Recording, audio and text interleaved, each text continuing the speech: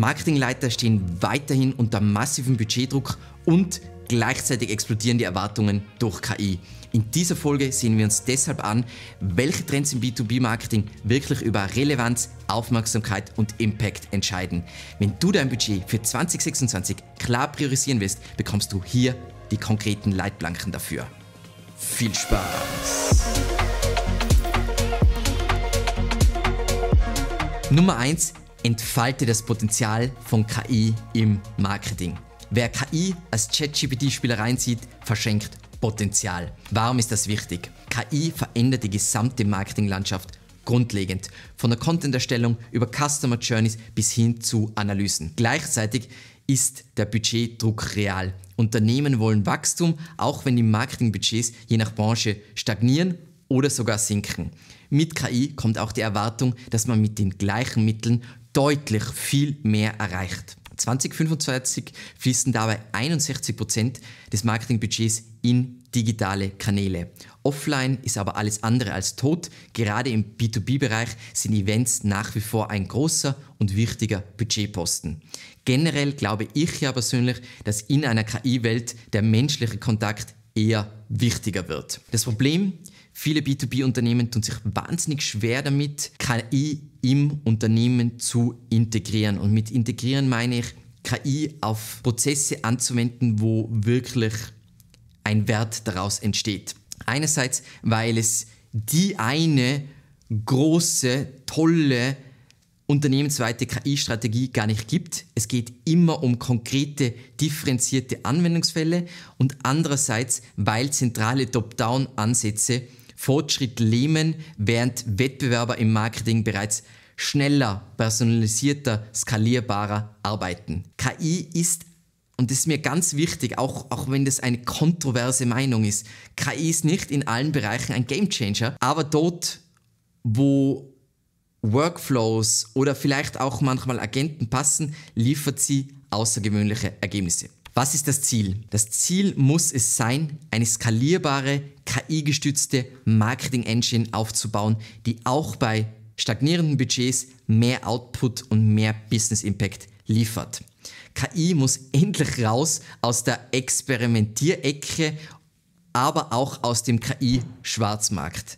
Ja, Fakt ist, alle nutzen KI, auch wenn es offiziell im Unternehmen verboten ist. Oder ein lustiger Case, den wir auch schon sehr oft gesehen haben. Das Unternehmen hat sich entschieden dazu, ein eigenes Sprachmodell einzuführen. Nur ist es halt einfach 100x schlechter als ChatGPT. Dementsprechend verwenden halt alle ihre persönlichen Accounts. KI gehört in ein belastbares ROI-Framework für ausgewählte Cases und das idealerweise dezentralisiert.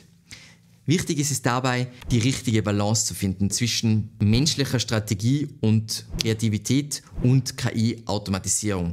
Für mich liegt die Zukunft bei Marketern, die wie Ingenieure denken und Marketern, die außergewöhnlich kreativ sind.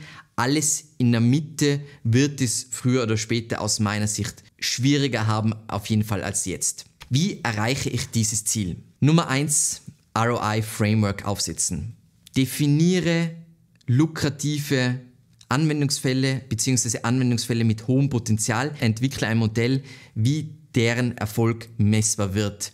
Etwa über Zeitersparnis, Lead-Zuwachs, Kundenbindung, alles, was die Geschäftsleitung ebenso freut. Es braucht einfach Metriken, die das Management überzeugen, nicht nur Input-Metriken wie mehr Content, sondern auch Business-Kennzahlen mit klarem Einfluss auf Umsatz und Pipeline. Ein Negativbeispiel: ein großes B2B-Unternehmen aus dem Bereich Elektrotechnik verwendet bis heute, 2025, keine KI im Marketing. Der Grund dafür ist, dass es ein unternehmensweites, zentrales KI-Konzept entwickelt wird, eine übergreifende KI-Strategie, bei denen alle mitreden dürfen. Das Resultat ist einfach, du verwendest auch in 30 Jahren keine KI. Nummer 2. Strategische Implementierung für High-Impact-Cases statt Insellösungen und zentralen Strategien. Wir verwenden ChatGPT, ist keine Strategie, genauso wenig wie eine unternehmensweite Master-KI-Strategie, als ob man KI, wir haben AGI und wir verwenden KI für alles. Not. Entscheidend sind spezifische, umsetzbare Cases. Einfache Prozesse kann man sogar schon mal mit einem Custom GPT abbilden. Komplexe Workflows wie Redaktion bilde ich natürlich in automatisierten Pipelines ab. Parallel müssen dazu Mitarbeiter auch geschult und mitgenommen werden, wenn das Ganze funktionieren soll. Nummer 3, Governance etablieren. Und aus meiner Sicht ist Governance, wenn ich so etwas wie Workflows habe, plötzlich gelöst. Weil mit Workflows sind Rollen, Reviews, Guidelines, Wissensdatenbanken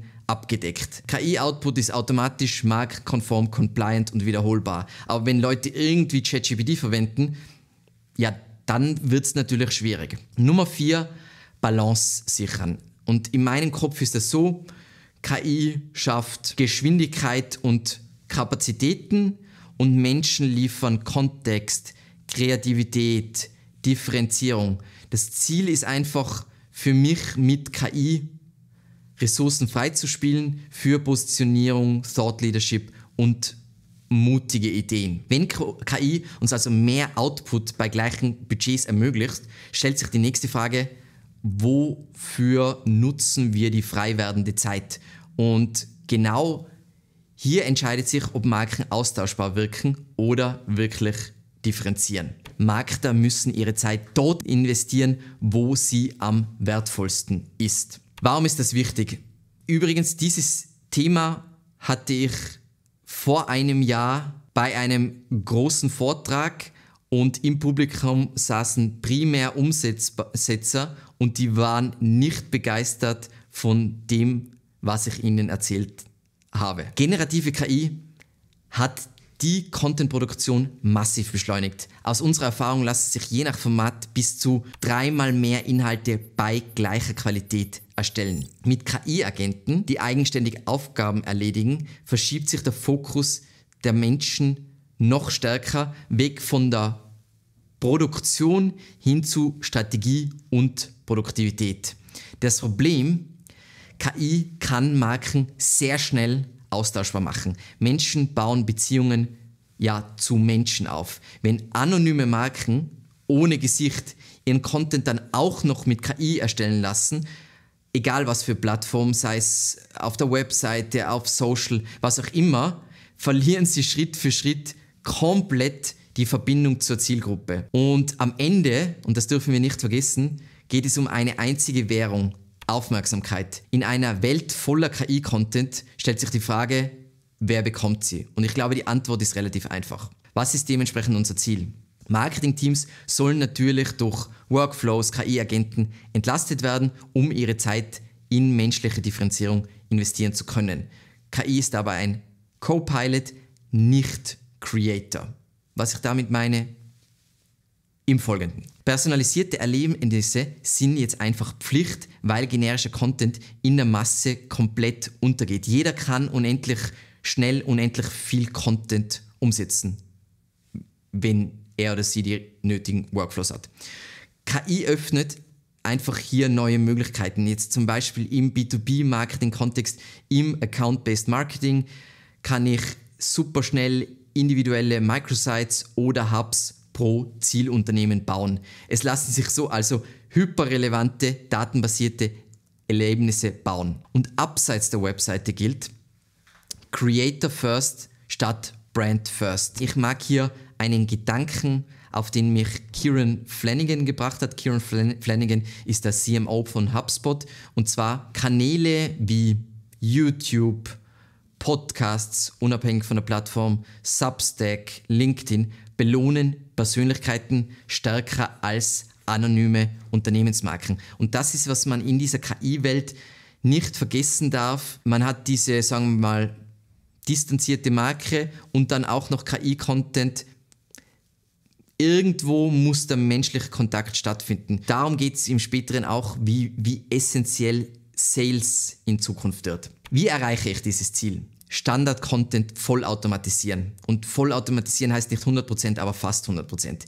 Jeglicher Standard-Content, wie zum Beispiel irgendwelche FAQs, Produktbeschreibungen, sollten nahezu komplett mit KI erstellt werden. Ja, das ist sehr einfach möglich mit sauberen Wissensdatenbanken plus Brand Guidelines und los geht's. So schaufeln wir Zeit und Budget frei für differenzierende Inhalte, sei es Cases oder ein YouTube-Kanal, Thought Leadership, Forschung, was auch immer. Nummer 2, KI-Agenten ausprobieren. Also die meisten Unternehmen verwenden hauptsächlich ChatGPT und nicht viel mehr. Dann gibt es die, die auf dem nächsten Level sind, die KI-Workflows haben. Aber was jetzt auch kommt, sind natürlich KI-Agenten.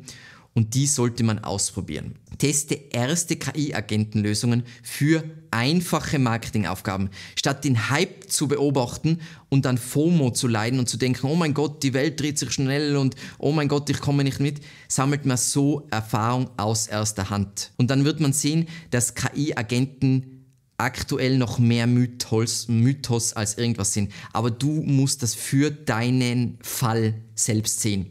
Ein einfacher Startpunkt für Experimente ist dabei beispielsweise sowas wie Relevance AI.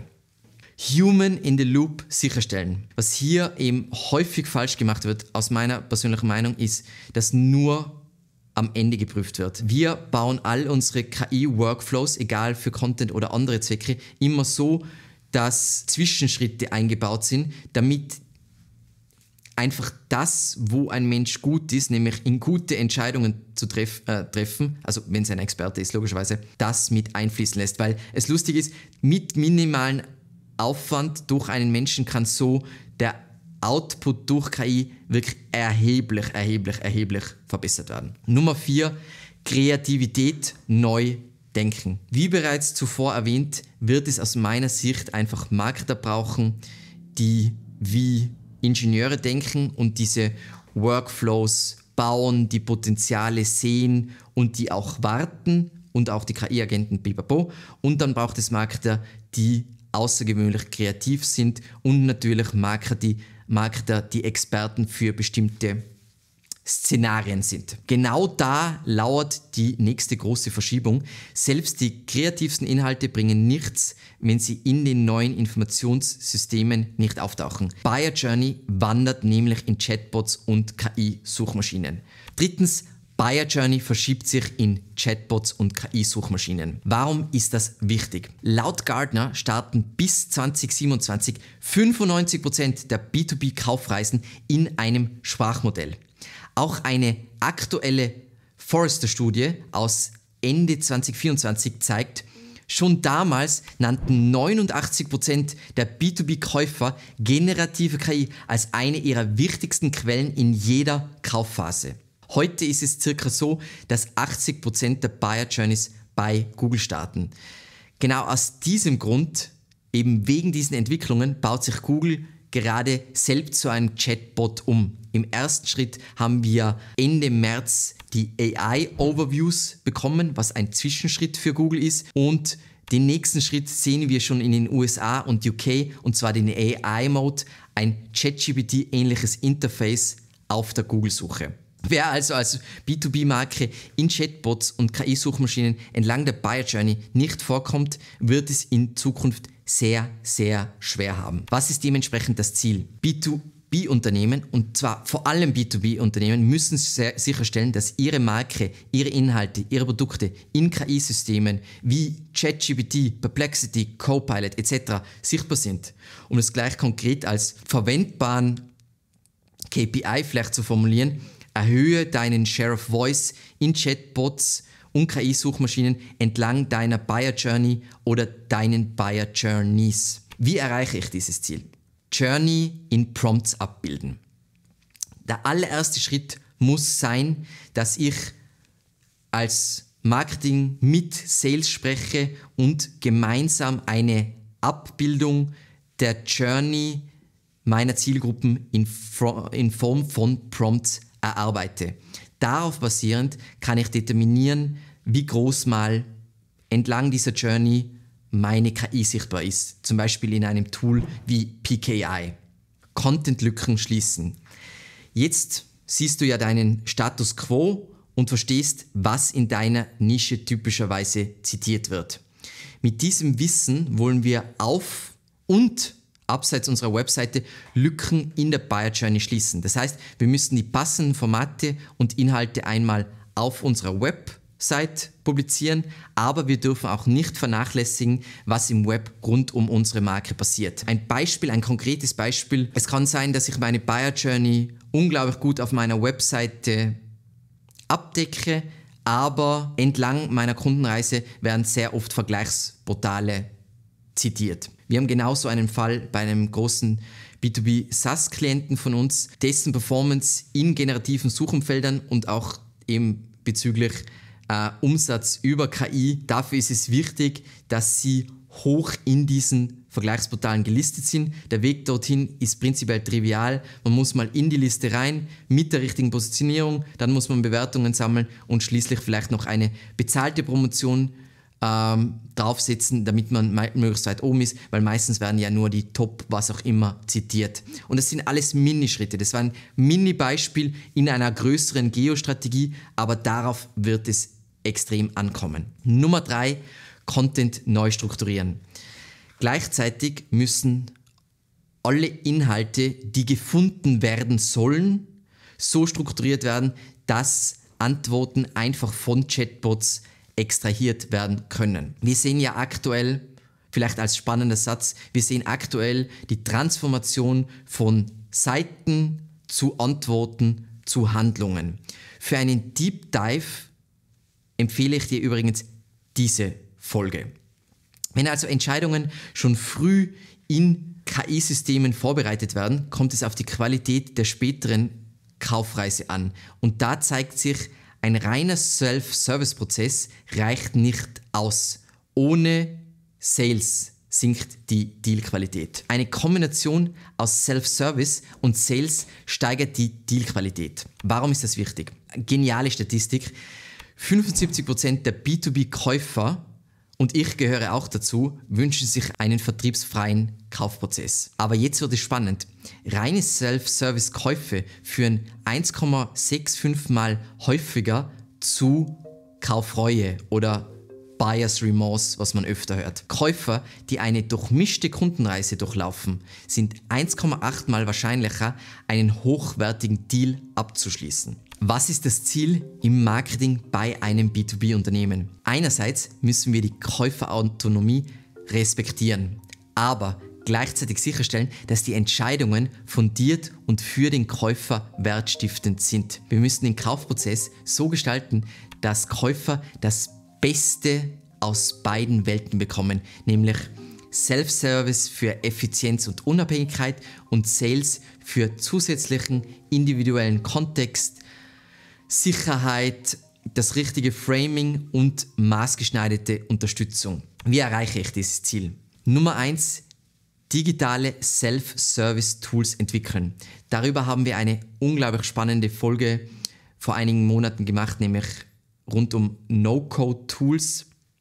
Es braucht ROI-Kalkulatoren, Produktkonfiguratoren und Self-Assessments. Je nachdem, was du verkaufst oder was für Leistungen du anbietest. Mini-Tools, die helfen, eigenständig Fortschritte zu machen. Nummer 2, Absprungpunkte in die Journey bewusst einbauen. Hier bieten sich aus unserer Erfahrung Sachen an wie On-Demand-Demos, individuelle Analysen, Chat mit einem Experten. Nummer 3, Sales als Verstärker nutzen. Sales ist dafür verantwortlich, Informationslücken zu füllen, Input zu einem ganz spezifischen Kontext zu geben, individuelle Ausnahmen zu bieten und dem Ganzen einen positiven Rahmen zu verleihen. Das bringt uns vielleicht zum wichtigsten Perspektivwechsel. Marketing darf sich nicht mehr nur über Leads definieren. Es geht darum, Kaufentscheidungen aktiv zu unterstützen und zu beeinflussen. Nummer 5, positioniere Marketing als Buyer Enablement statt reiner Lead-Generierung. Warum ist das wichtig? Wir wissen ja aus Daten von Google und der Boston Consulting Group, dass digitale Kundenreisen hochkomplex sind. Klassische Funnel-Konzepte helfen uns vielleicht dabei, Ordnung ins Chaos zu bringen, aber sie sind aus meiner persönlichen Sicht und Erfahrung auch eine Abstraktion, die dazu führt, dass wir die Kundenreise weniger liebevoll und weniger durchdacht gestalten. Potenzielle Interessenten wollen nicht als Leads gesammelt werden und abgefertigt werden, sondern auf ihrem Weg zu einer sicheren Kaufentscheidung unterstützt werden. Daten zeigen auch, Deals sind deutlich wahrscheinlicher, wenn Käufer unterwegs immer wieder auf Value Framing und Value Affirmation stoßen. Was ist dementsprechend das Ziel? Die Aussagen, die Marketing wahrscheinlich bei B2B-Unternehmen am öftesten hört, sind: Die Lead-Qualität ist schlecht, wir bekommen zu wenig Leads. Ein strategischer Gedanke, den ich hierbei mag, ist, Marketing vom reinen Lead-Volumen-Treiber zur Buyer Enablement Engine umzubauen.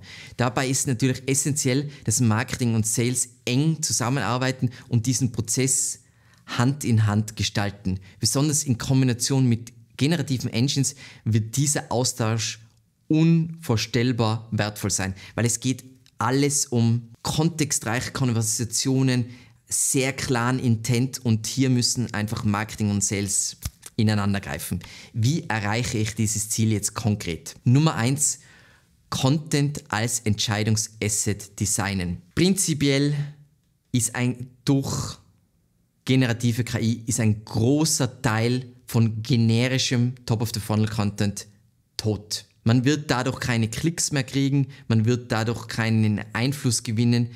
So viel ist klar. Mit Sales gemeinsam wird es darum gehen, Schmerzpunkte, Einwände und Zweifel zu verstehen und dazu passend Inhalte zu schmieden, wie Vergleichstabellen, Checklisten, ROI-Modelle, eben passgenau zur gesamten Buyer Journey. Also durch die neuen Tools, die auch B2B-Unternehmen verwenden und einfach durch die Entwicklung in generativer KI bekommen wir viel bessere Intent-Daten und können darauf basierend viel gezieltere Inhalte schmieden, um jemanden, der an diesem Punkt feststeckt, genau die Antwort zu liefern, die Sicherheit, die er braucht. Und das kann auch mal ein Gespräch mit einem Sales-Menschen sein. Nummer 2, Marketing und Sales synchronisieren. Damit das funktionieren kann, also das Bauen von diesen Entscheidungsassets, braucht es für Marketing und Sales gemeinsame Dashboards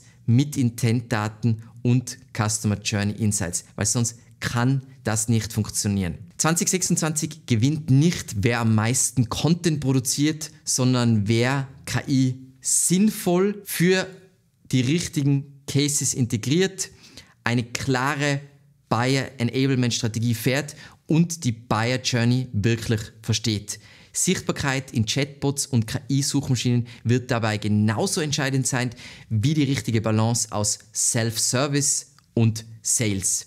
Die Gewinner sind diejenigen, die KI-gestützte Marketing-Engines aufbauen, den menschlichen Faktor in den Mittelpunkt drücken und dort sichtbar sind, wo Kaufentscheidungen wirklich fallen.